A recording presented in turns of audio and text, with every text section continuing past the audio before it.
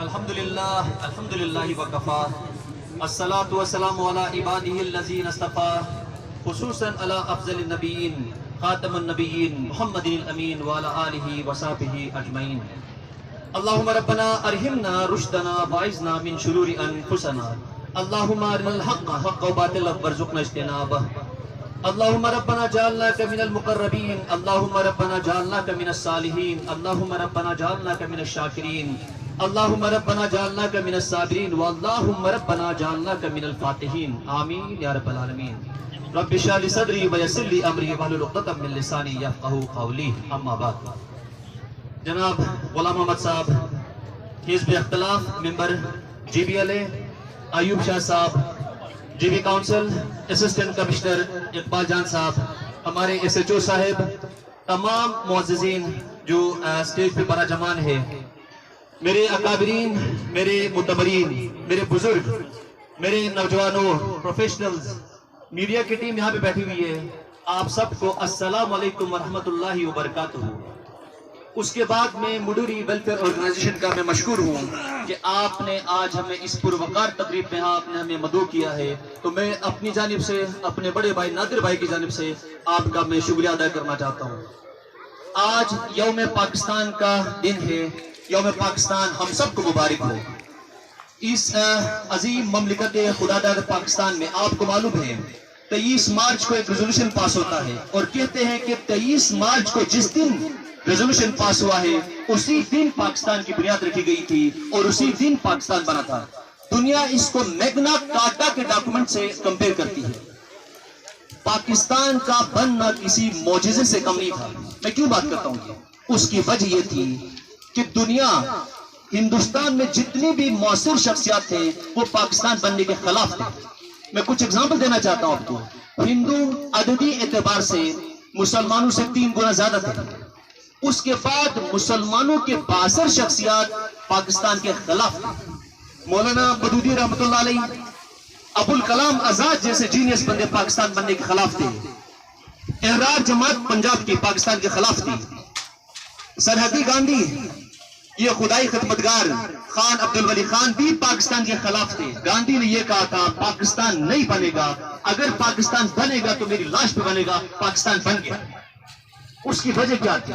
اس کی وجہ یہ تھی کہ ہماری قیادت ایک بلبل انگیز اور ایک نرے لیڈر کے ہاتھ میں تھی، قائد اعظم محمد علی جناح. دنیا اس کو مانتی ہے. جب قائد اعظم میدان میں آئے ہیں تو آپ کو میں کچھ مثالیں دینا چاہتا ہوں کہ برطانیہ کا ایک رائٹر ایک کتاب لکھتا ہے قائد اعظم سے ملنے کے بعد، مائی امپریشن اباؤٹ انڈیا، اور اس کتاب میں قائد اعظم کو خطاب دیتا ہے ہی از دا سورڈ آف اسلام، یہ اسلام کی تلوار ہے.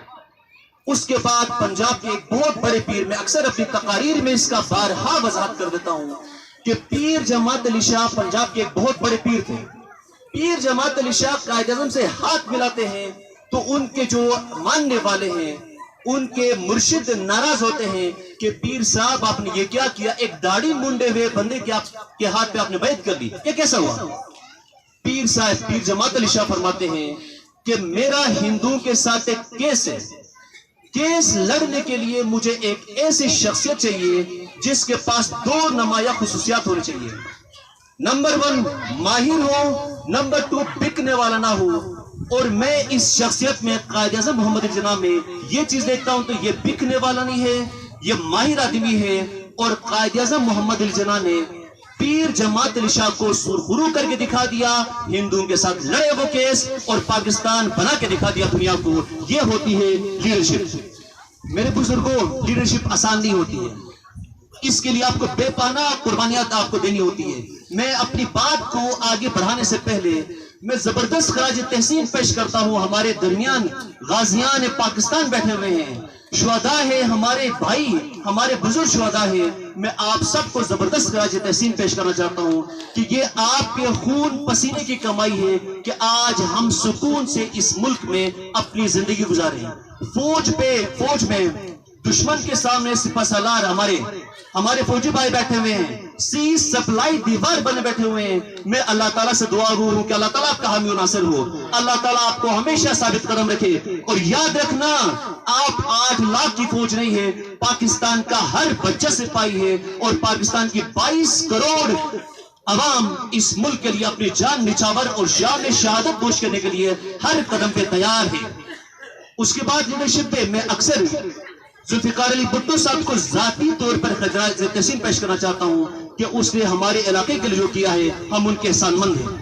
اس کے بعد آپ کو معلوم ہے کہ میں پرویز مشرف صاحب کو میں خراج تحسین پیش کرنا چاہتا ہوں کہ 2000 سے لے کر 2008 تک ہمارے علاقے میں جتنی بھی سکیمیں ہیں، خوشحال پاکستان کے نام پہ روڈز بنی ہیں، سکیمیں آئی ہیں، سکولز بنے ہیں، تو یہ آپ کی مرہون منت ہے. تو میں مشرف صاحب کو بھی خراج تحسین پیش کرنا چاہتا ہوں. اور میرا یہ ایمان ہے، یاسین شہدائے وادی شہداء، یاسین کی خدمت کو میں پاکستان کی خدمت سمجھتا ہوں.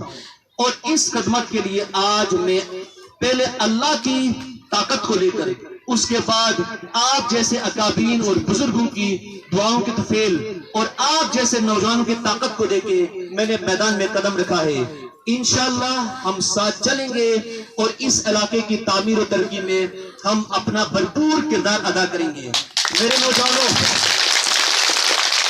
میرے بزرگوں، یہ جو ہمارے بزرگ سیاستدان بیٹھے ہوئے ہیں، پھر دنیا کا دم منا شوپان 55-60 سال ان کی ہو چکی ہے. اللہ تعالیٰ ان کو اور صحت دے، اللہ تعالیٰ ان کو اور عمر دے دے. لیکن ایک بات ہے کہ اگر ایک بیٹا 30-32 سال کی عمر کو پہنچتا ہے تو وہ کہتا ہے ابا جان آپ 50-60 سال کے ہو گئے ہیں، آپ نے میری بہت خدمت کی ہے، میں آپ کا مشکور ہوں. آج آپ کا بیٹا اس میدان میں آپ کی جو لوڈ ہے، آپ کے اوپر جو بھاری ذمہ داری ہے، اس کو اٹھانے کے لیے آپ کا بیٹا تیار ہے. تو میں ان کا مشہور ہوں. ہمارے جو بزرگ سیاستدان یہاں پہ بیٹھے ہوئے ہیں، ہم یہ چاہتے ہیں میرے نوجوانوں، اب یہ مستقبل میرا ہے، یہ مستقبل آپ کا ہے. ہم ساتھ چلیں گے اور ان کو بھی ساتھ لے کے چلیں گے. یہ ہمارے ایڈوائزرز ہیں، ان کو بھی ساتھ چلیں گے، ان بزرگوں کو بھی ساتھ لے کے چلیں گے. اور یاد رکھنا، ہم نے کسی تخریب کاری کا شکار نہیں ہونا ہے، کسی بھی مذہبی ٹکراؤ کا، کسی بھی خاندانی ٹکراؤ کا، یا کسی اور ٹکراؤ میں نہیں. ایک اچھی نیت، اچھی سوچ، اچھے ارادے سے ہم نے میدان میں قدم رکھنا ہے. اور اللہ نے وعدہ فرمایا ہے، اگر تم ایمان والے ہو تو سر بلند رہو گے.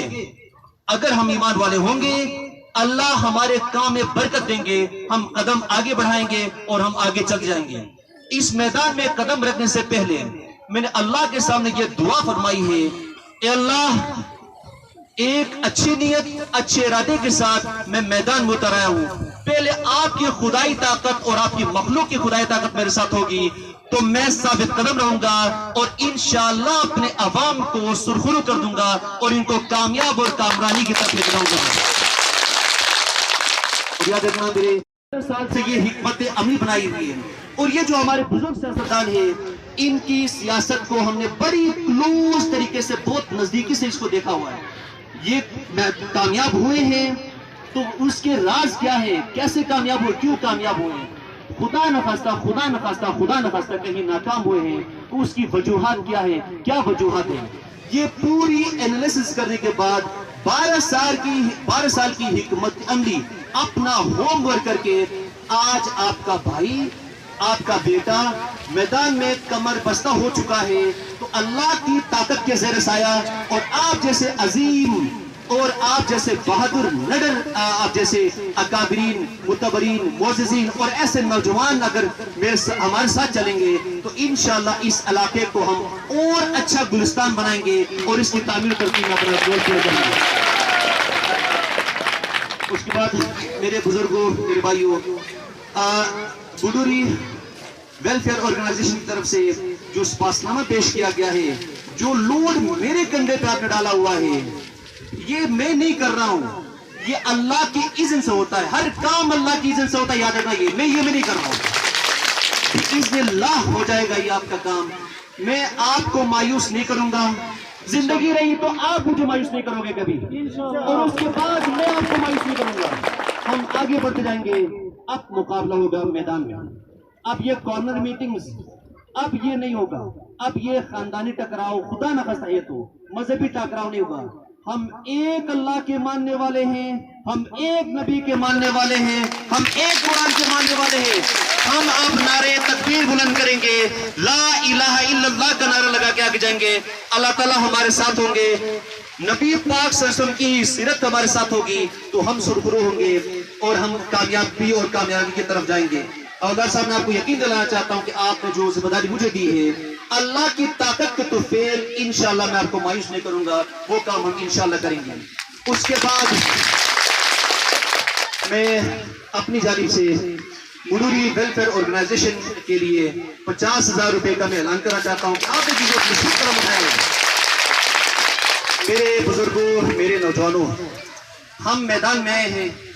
آج میں اپنے جیب سے آپ کے لیے اپنی حلال کمائی سے کچھ دے رہا ہوں تو آپ کو میں یقین دلانا چاہتا ہوں کہ کل آپ کی امانت صحیح ٹائم پہ، صحیح وقت پہ، صحیح جگہ پر لگا دوں گا، یہ آپ کو یقین دلانا ہوں. اس کے بعد لیڈرشپ میں شاہ رحیم صاحب کہیں چلے گئے ہیں، ٹھیک، تو میں جتنی مجھ سے ہو سکتی ہیں وہ آپ کے لیے میں کریں گا. اس کے بعد یہ سندھ میں کچھ اکابرین نے مجھے بتایا ہے کہ یہاں پہ کوئی دیوار بنانی ہے جس کی وجہ سے ایکسیڈنٹ زیادہ ہوتے ہیں. میں آپ کو یقین دلاتا ہوں کہ وہ بھی کام ہم کریں گے، آپ کی آسائش کے لیے ہم کام کریں گے، انشاءاللہ وہ بھی آپ کو بہتر بنا دیں گے. آخر میں افواج پاکستان کو خراج تحسین پیش کرنا چاہتا ہوں اپنی طرف سے اور اپنے عوام کی طرف سے کہ انہوں نے پاکستان کی سالمیت کے لیے جو لازوال، بے نظیر، بے مثال قربانی دی ہے. اللہ تعالیٰ ہماری فوج کا حامی و ناصر ہو، اللہ تعالیٰ ہم سب کا حامی و ناصر ہو. پاکستان زندہ باد، اسلام زندہ باد، یاسین شمال زندہ باد. وآخر دعوانا الحمدللہ رب العالمین. السلام.